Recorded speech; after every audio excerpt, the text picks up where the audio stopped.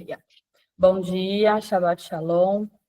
Hoje nós vamos ler Gálatas do 1 ao 3 e depois Salmos 38. Paulo, apóstolo enviado, não da parte de homens, nem por meio de pessoa alguma, mas por Jesus Cristo e por meio de Deus Pai, que o ressuscitou dos mortos. Em todos os irmãos que estão comigo, as igrejas da Galácia. A vocês, graça e paz da parte de Deus, nosso Pai, do nosso Senhor Jesus Cristo, que se entregou a si mesmo por nossos pecados, a fim de nos resgatar desta presente era perversa, segundo a vontade de Deus e Pai. A quem seja a glória para todo sempre. Amém. Admiro-me que de vocês estejam abandonado tão rapidamente aquele que os chamou pela graça de Cristo, para seguirem outro evangelho, que na realidade não é o evangelho. O que ocorre é que algumas pessoas, os que estão perturbando, querem perverter o evangelho de Cristo. Mas ainda que nós, ou anjo do céu, preguem um evangelho diferente daquele que lhes pregamos, que seja amaldiçoado. Como já dissemos, agora repito, se alguém que lhes anuncia um evangelho diferente daquele que já receberam, que seja amaldiçoado. Acaso busco eu agora a aprovação dos homens ou a de Deus? Ou estou tentando agradar aos homens? Se eu ainda estivesse procurando agradar a homens, não seria servo de Cristo. Irmãos, quero que saibam que o evangelho por mim anunciado não é de origem humana. Não recebi de pessoa alguma, nem me foi lhe ensinado. Pelo contrário, eu o recebi de Jesus Cristo por revelação. Vocês ouviram qual foi o meu procedimento no judaísmo, como perseguia com violência a igreja de Deus, procurando destruí-la. No judaísmo, eu superava a maioria dos judeus na minha idade e era extremamente zeloso nas tradições dos meus antepassados. Mas Deus me separou desde o ventre materno e me chamou para a sua graça, quando lhe agradou revelar o seu Filho em mim, para que eu o anunciasse entre os gentios. Não consultei pessoa alguma, tampouco subi a Jerusalém para ver o que eles eram, os que já eram apóstolos antes de mim, mas de imediato parti para a Arábia e tornei a voltar a Damasco. Depois de 3 anos, subi a Jerusalém para conhecer Pedro pessoalmente e estive com ele 15 dias. Não vi nenhum dos outros apóstolos, a não ser Tiago, irmão do Senhor. Quanto ao lhes escrevo, afirmo diante de Deus que não minto. A seguir, fui para as regiões da Síria e da Sicília, Cilícia. Eu não era pessoalmente conhecida pelas igrejas da Judeia, que estão em Cristo. Apenas ouviam dizer, aquele que antes nos perseguia, agora está anunciando a fé, que outrora procurava destruir, e glorificavam a Deus por minha causa.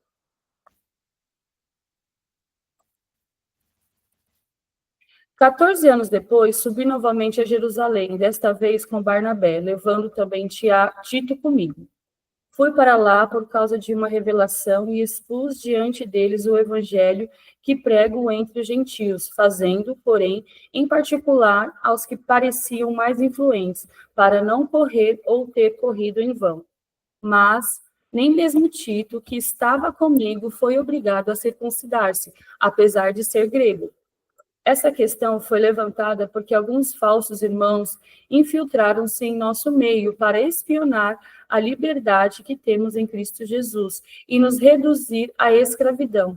Não nos submetemos a eles nem por um instante, para que a verdade do Evangelho permanecesse com vocês.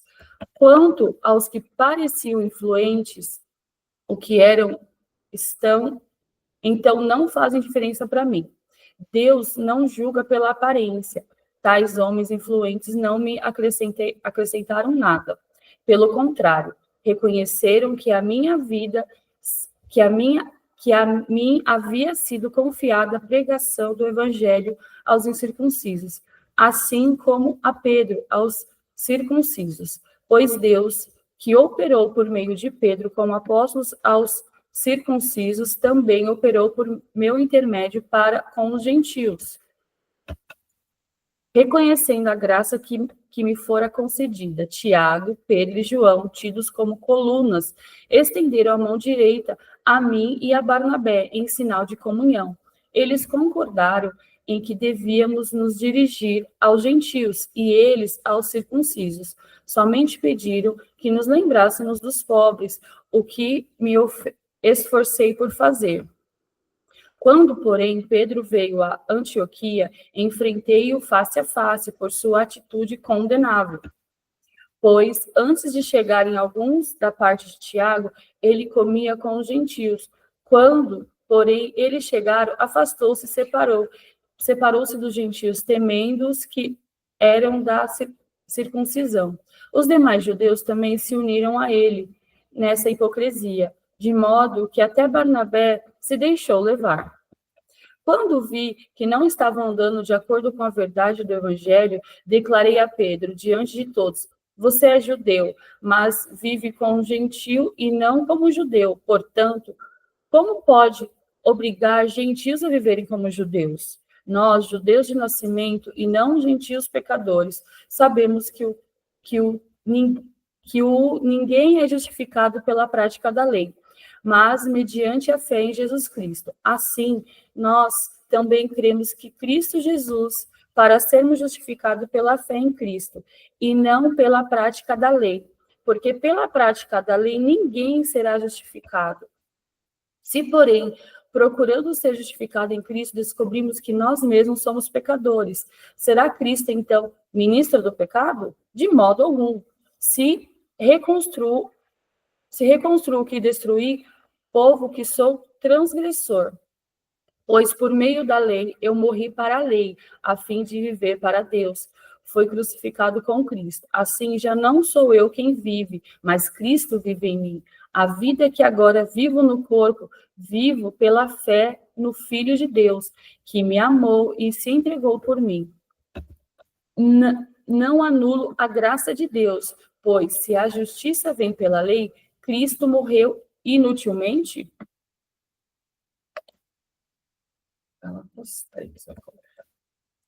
Ó Gálatas insensatos, quem os enfeitiçou? Não foi diante dos olhos de Jesus Cristo? Foi exposto como crucificado? Gostaria de saber apenas uma coisa. Foi pela prática da lei que vocês receberam o Espírito ou pela fé naquilo que ouviram? Será que vocês são tão insensatos que, tendo começado pelo Espírito, querem agora se aperfeiçoar pelo esforço próprio? Será que foi inútil sofrerem tantas coisas? Se é que foi inútil. Aquele que lhe dá o seu Espírito e opera milagres entre vocês, realiza essas coisas pela prática da lei ou pela fé com a qual receberam a palavra? Considerem o exemplo de Abraão. Ele creu em Deus e isso foi-lhe acreditado como justiça. Estejam certos, portanto, que os que são da fé, estes é que são filhos de Abraão, prevendo a Escritura que Deus justificaria pela fé os gentios. Anuncio primeiro as boas obras de Abraão. Por meio de você, todas as nações serão abençoadas. Assim, os que são da fé são abençoados juntamente com Abraão, homem de fé. Já os que são pela prática da lei estão debaixo de maldição, pois está escrito: maldito todo aquele que não persiste em praticar todas as coisas escritas no livro da lei. É evidente que diante de Deus ninguém é justificado pela lei, pois o justo viverá pela fé. A lei não é baseada na fé, pelo contrário, quem praticar essas coisas, por elas viverá. Cristo nos redimiu da maldição da lei, quando se tornou maldito em nosso lugar, pois está escrito: maldito todo aquele que for pendurado num madeiro. Isso para que em Cristo Jesus a bênção de Abraão chegasse também aos gentios, para que recebêssemos a promessa do Espírito mediante a fé. Irmãos, humanamente falando, ninguém pode anular um testamento depois de ratificado, nem acrescentar-lhe algo. Assim também as promessas foram feitas a Abraão e ao seu descendente. A Escritura não diz, e aos seus descendentes, como se falando de muitos, mas ao seu descendente, dando a entender que se trata de um só, isto é, Cristo. Quero dizer isto, a lei... Peraí, tá andando aqui, gente. Perdão. Quero dizer isto, a lei que veio 430 anos depois não anula a aliança previamente estabelecida por Deus, de modo que venha a invalidar a promessa, pois se a herança depende da lei, já não depende de promessa. Deus, porém concedeu-lhe gratuitamente a Abraão, mediante a promessa. Qual era então o propósito da lei? Foi acrescentada por causa da transgressão, até que viesse o descendente a quem se referia a promessa, e foi promulgada por meio de anjos, pela mão de um mediador. Contudo, o mediador representa mais de um, Deus, porém, é um. Então, a lei opõe-se às promessas de Deus? De maneira nenhuma, pois se tivesse sido dada uma lei que pudesse conceder vida, certamente a justiça viria da lei. Mas as Escrituras encerrou tudo debaixo do pecado, a fim de que a promessa, que é pela fé em Jesus Cristo, fosse dada aos que creem. Antes que viesse esta fé, estávamos sob a custódia da lei, nela encerrados, até que a fé que haveria de vir fosse revelada. Assim, a lei foi o nosso tutor até Cristo, para que fôssemos justificados pela fé. Agora, porém, tendo chegado à fé, já não estamos mais sob o controle do tutor. Todos vocês são filhos de Deus, mediante a fé em Cristo Jesus. Pois os que em Cristo foram batizados, de Cristo se revestiram. Não há judeu nem grego, escravo nem livre, homem nem mulher, pois todos são um em Cristo Jesus. E se vocês são de Cristo, são descendências de Abraão e herdeiros segundo a promessa. Aleluia, glória a Deus. Vamos agora para Salmos 38.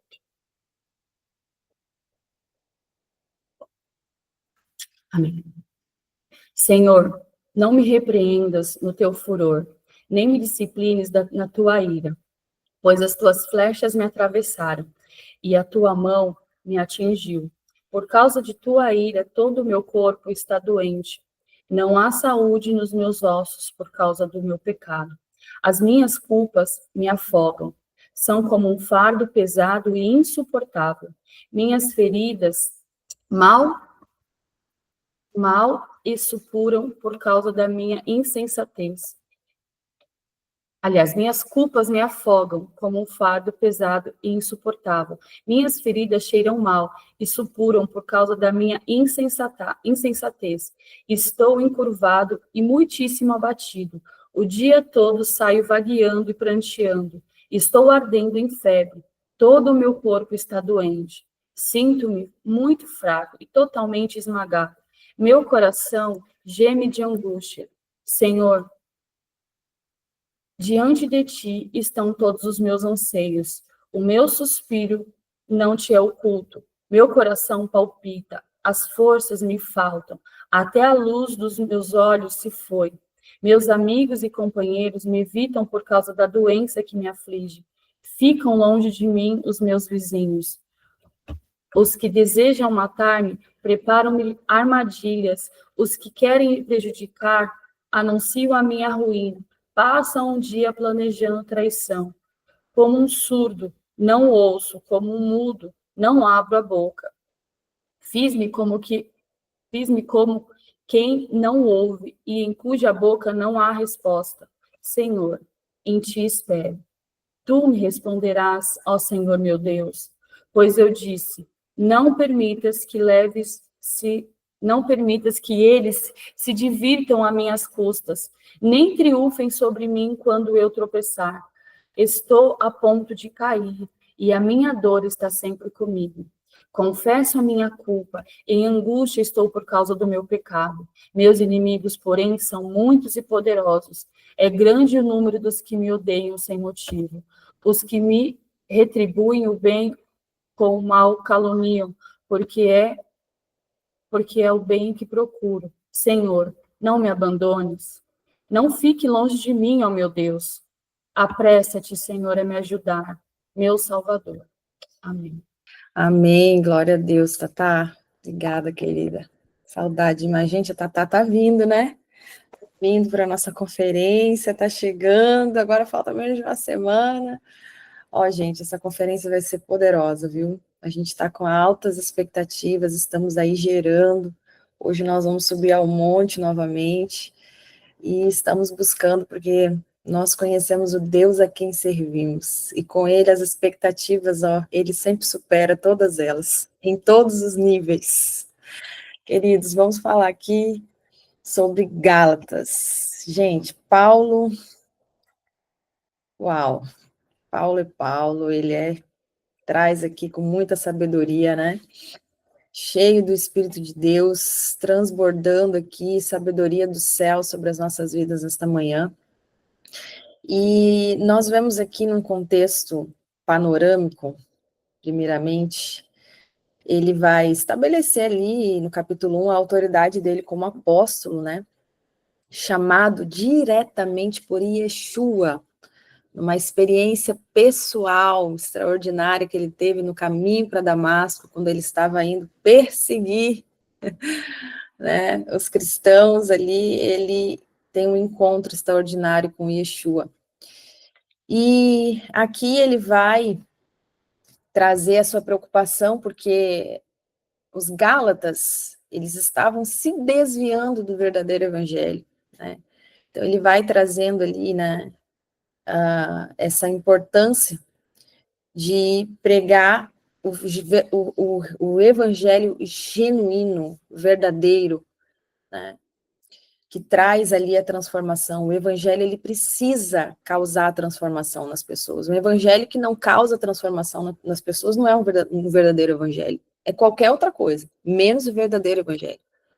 Então, ele mesmo dá o testemunho dele, né, acerca disso, dessas boas novas, da forma como Yeshua impactou ele, né, mostrando a transformação dele de um homem que era perseguidor para agora um proclamador do evangelho, um homem que matava cristãos, que perseguia, né, a transformação dele ali foi algo realmente como se dar água para o vinho, e o evangelho ele precisa causar essa mudança, esse testemunho vivo em nós. E no capítulo 2 ele vai trazer aqui um ponto muito importante, queridos, é muito importante a gente entender isso. Ele traz em Gálatas 2, trazendo aqui a liberdade no Messias e a justificação pela fé e não pela lei. E aqui é um ponto neural, é um ponto importantíssimo da gente entender, né? Ele vai, nesse capítulo 2 aqui, ele traz aqui a questão do confronto que ele teve com Pedro ali em Antioquia, em relação à comunhão ali entre os judeus e os gentios, né? E ele vai introduzir aqui o conceito sobre a justificação pela fé em Yeshua e não pelas obras da lei. E aí no capítulo 3 ele vai destrinchar isso. E ele vai dizer o quê? Que a bênção de Abraão vem pela fé e não pela observância da lei. Porque quando ali acontece, né, a partir do momento ali que os apóstolos, né, que eram discípulos de Yeshua, vão começar a evangelizar os gentios, outras nações, há aquele conflito, porque ali os judeus, eles tinham um arcabouço de leis ali que eles tinham que seguir, né, a lei de Moisés, e agora estava entregando o evangelho ali em Yeshua, né, para outras nações, e ali havia aquele conflito, porque eram pessoas de outras culturas, tinham, né, um outro entendimento, uma outra visão, estavam sendo evangelizados e começavam a conviver, e aí surgiu ali vários conflitos. E aí Paulo aqui, ele vai descrever, né, essa questão da unidade em todos, independentemente da sua origem étnica ou do seu status social, né? Agora, essa questão que Paulo fala sobre a fé, né, pela a bênção do Senhor por meio da fé e não pela lei, é muito interessante, queridos, a gente entender isso. Olha só, em Gênesis 12, ali Deus dá o ponto de partida dele nesse plano de salvação que ele inicia por meio de Abraão, né, e se completa em Yeshua, que chega às nossas vidas. Gênesis 12 é o começo. Então, Deus faz uma promessa incondicional para Abraão, muito antes da entrega da Torá no Sinai. Muito antes, muito antes. Então, essa promessa que Deus entrega para Abraão, né, ele entrega para seus descendentes, para Abraão, seus descendentes, e por meio dele, todas as nações. Por meio de Abraão, seus descendentes, e para todas as nações. Então, Israel tem o seu lugar legítimo. Israel é como se fosse ali o primogênito, né? Tem o seu lugar legítimo na mesa do Pai, assim como as nações, assim como nós também temos um lugar legítimo na mesa do Pai. A intenção aqui nunca foi, né, da propagação do Evangelho, nunca foi transformar as pessoas ao judaísmo, a conversão ao judaísmo. De forma nenhuma. Esse é o ponto que a gente precisa entender. Os judeus, eles têm o seu lugar e as nações têm o seu lugar. E isso aqui a gente vê da promessa desde Abraão. Desde Abraão, certo? Então, a gente precisa entender esse plano macro de Deus para a gente entender Gálatas aqui, o que Paulo está explicando. Então, em Gênesis 15, Abraão a palavra fala assim: Abraão creu no Senhor e isso lhe foi creditado como justiça. Então, esse versículo aqui é por meio dele que Paulo traz essa palavra, né? É a base dessa palavra dele, onde ele fala que a justificação é pela fé e não pela lei. Então, Abraão creu no Senhor e isso foi lhe creditado como justiça, né? Então, olha só, Paulo aqui, ele vai enfatizar que a promessa, né, e a fé de Abraão, elas vêm antes da entrega da Torá. Sabe aproximadamente quantos anos? 430 anos. Então, 430 anos, Deus faz essa promessa aqui a Abraão. 430 anos antes da entrega da lei. Então, demonstra aqui que a bênção e a justificação não dependem primariamente da observância da lei. Vamos lá. Então, a fé de Abraão era uma confiança ativa em Deus, certo? Em suas promessas. Não era uma confiança passiva. Ele se movia, né, naquela confiança, na observância da obediência ao Senhor, na intimidade com o Senhor, né? E ele tinha, quando Deus falava, ele ia, ele obedecia e ele se movia em direção à bênção e à promessa que o Senhor tinha para ele. E essa fé levou ele à obediência, né? Essa confiança no Senhor leva ele à obediência. Mas a obediência dele foi o quê? Foi uma resposta da fé e não a sua causa. Aqui tem um ponto-chave, entende? A obediência dele é uma resposta da confiança nele. É uma resposta da confiança. Então, Saulo aqui, ele vai argumentar que a promessa de Abraão era para abençoar todas as nações. Todas as nações. Gálatas 3:8. Né? Então, indica um plano do Senhor que transcende as fronteiras étnicas, que transcende ali. Deus escolhe um povo, né? Escolhe ali o povo de Israel, para que o povo de Israel fosse luz para as demais nações, Mas o objetivo era alcançar as demais nações por meio de um povo, né? Onde ele quer estabelecer ali os seus princípios, um relacionamento para que esse povo possa ser luz para outras nações, né? Então,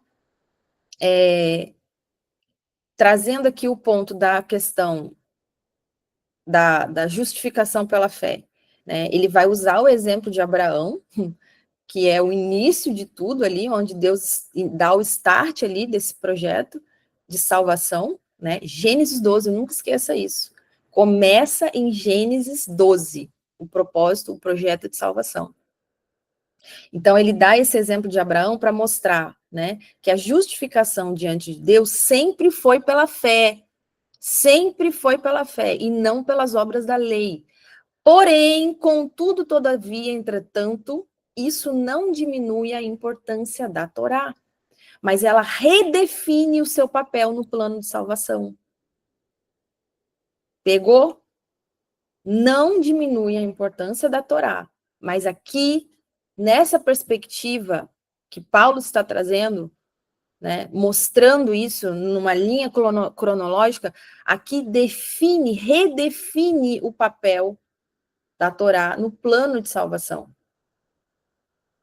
Então, o que acontece, né?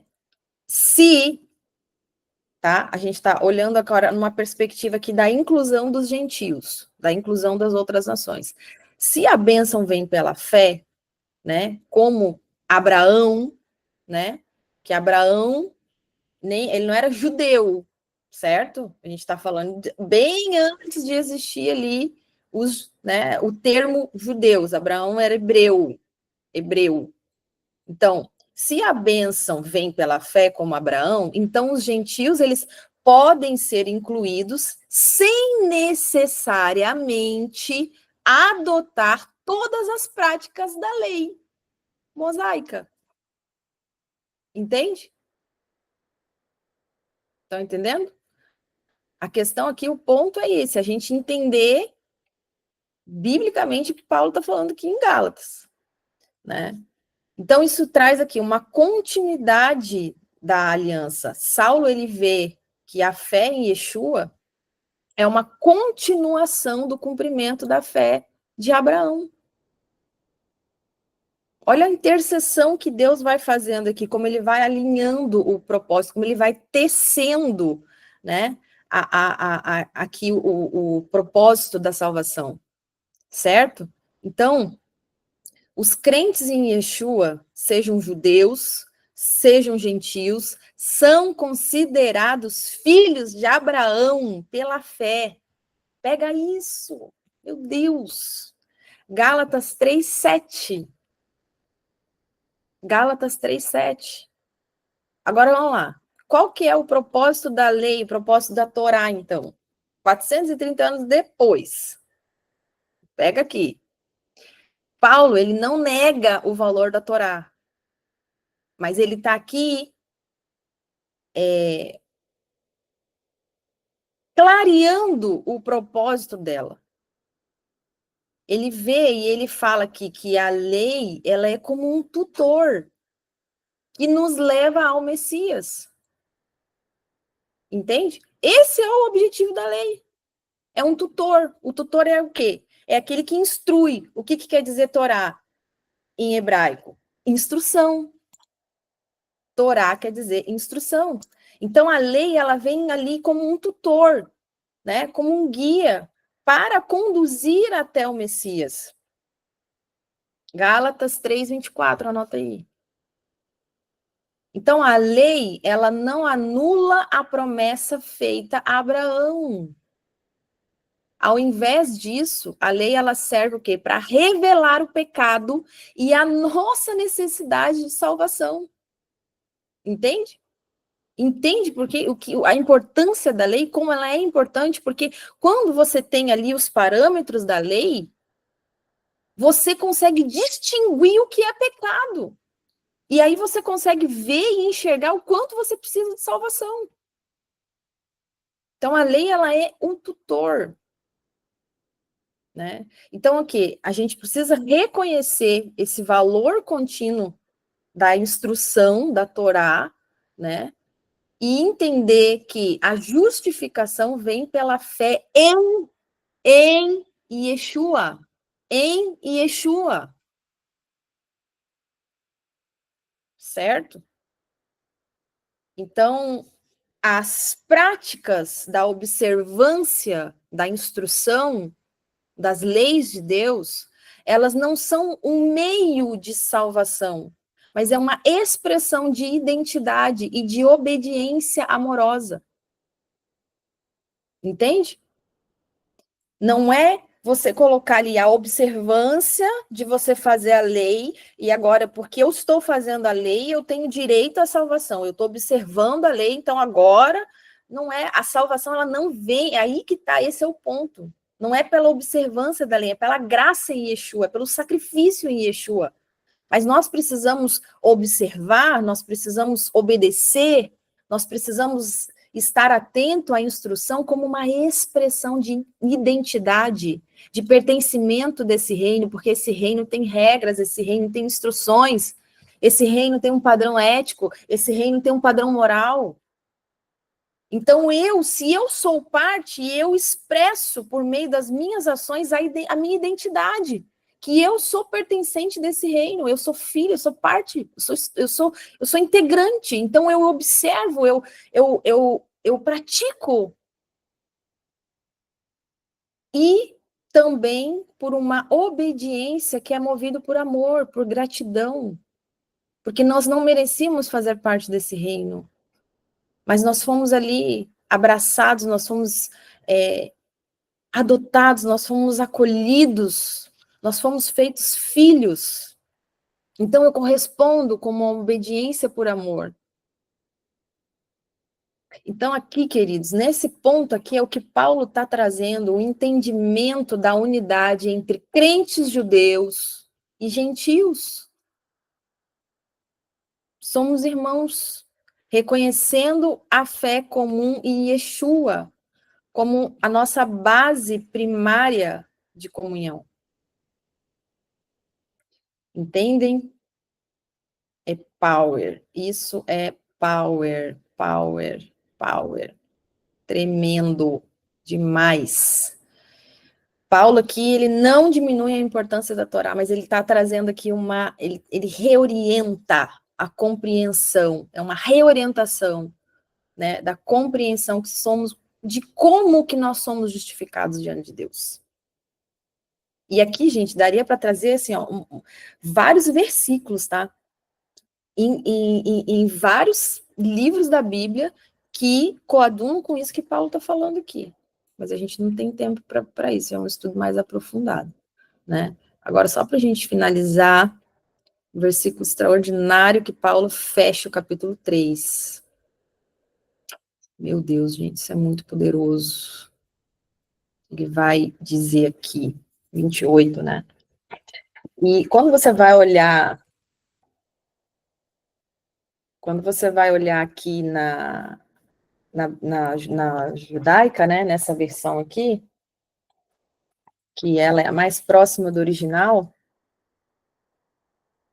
ele traz até a palavra, né, em relação a legalismo, né? Quem tem, depois dá uma olhadinha aqui para você ver nessa versão aqui, que é a mais próxima do original.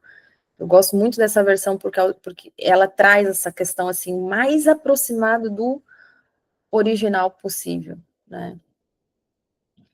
Então, olha só, interessante que no capítulo 11 aqui, do 3, na judaica, fala assim, ó. É evidente que ninguém será declarado justo por Deus mediante o legalismo. E traz essa palavra legalismo, né? Porque a pessoa justa obterá a vida mediante a confiança e a fidelidade. Gente, dá uma lida depois. Quem tem essa aqui, tá poderoso demais. Além do mais, o legalismo não se baseia na confiança e na fidelidade, mas no uso equivocado do texto que diz: quem realizar estas coisas obterá vida por meio delas. O Messias nos redimiu da maldição pronunciada na Torá. ao se tornar amaldiçoado em nosso lugar. Porque o Tanar diz, o Tanar é como se fosse o Antigo Testamento, tá? Quem pender de uma estaca jaz sobre a maldição. E Yeshuas, o Messias, se fez isto para que, em união com ele, os gentios pudessem receber a bênção anunciada a Abraão, a fim de que, mediante a confiança e a fidelidade, recebêssemos o que fora prometido, isto é, o Espírito. Agora, para a gente fechar esse texto aqui, Gálatas 3:28, vai dizer aqui, ó. Não há judeu, nem gentil, escravo, nem livre, homem ou mulher, porque em união com o Messias, todos vocês são um. E se vocês pertencem ao Messias, são descendentes de Abraão e herdeiros, segundo a promessa. Aleluia, glória a Deus. Dá um glória aí, receba, porque você é herdeiro, herdeiro, segundo a promessa. Amém? Aleluia, glória a Deus. Queridos, que Deus abençoe vocês tremendamente nesse Shabat.